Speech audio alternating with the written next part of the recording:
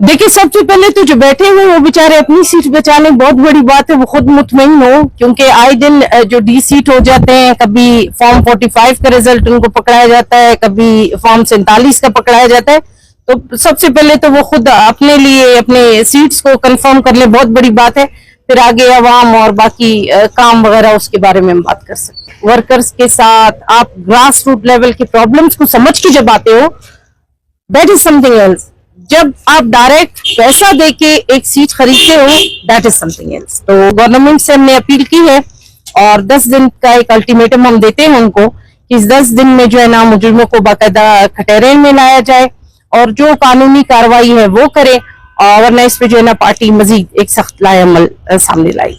जी, मेरा नाम शकीला नवीद है और मैं बलूचिस्तान नेशनल पार्टी की मरकजी खवातीन सेक्रेटरी हूँ।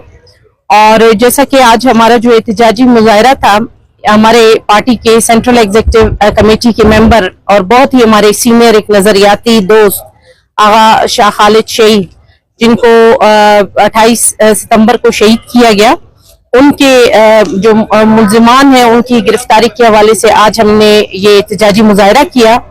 और हमने यही अपील की है कि आगा शाह खालिद और उनके साथ जो उनके साथी थे आगा गरीब शाह, तो उनको जो है ना उनके कातिलों को फिलफौर अरेस्ट किया जाए और कानूनी कार्रवाई की जाए।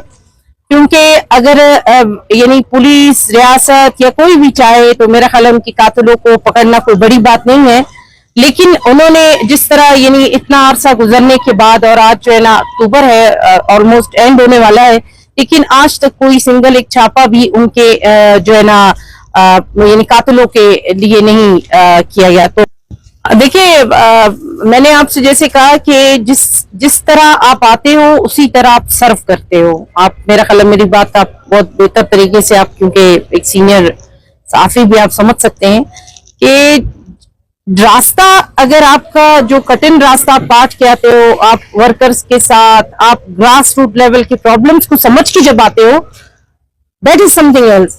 जब आप डायरेक्ट पैसा देके एक सीट खरीदते हो, दैट इज समथिंग एल्स। तो मेरा ख्याल है, और इस दफा के इलेक्शन और बाकी चीजें आप सबके सामने हैं।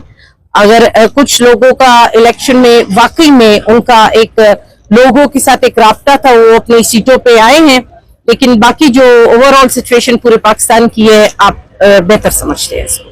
Thank you. आज हमारे पार्टी के जो सेंट्रल एग्जीक्यूटिव कमेटी के मेंबर है आगा खालिद शाह दिलसोज, जिन्हें 28 सितंबर 2024 को किली जियो सरियाब में बेमाना तरीके से कत्ल किया गया, और तकरीबन 20-25 दिन गुजरे हैं कि अभी तक जो FIR में मौजूद नामजद मुल्जिमान है उनकी गिरफ्तारी अमल में नहीं लाई गई है।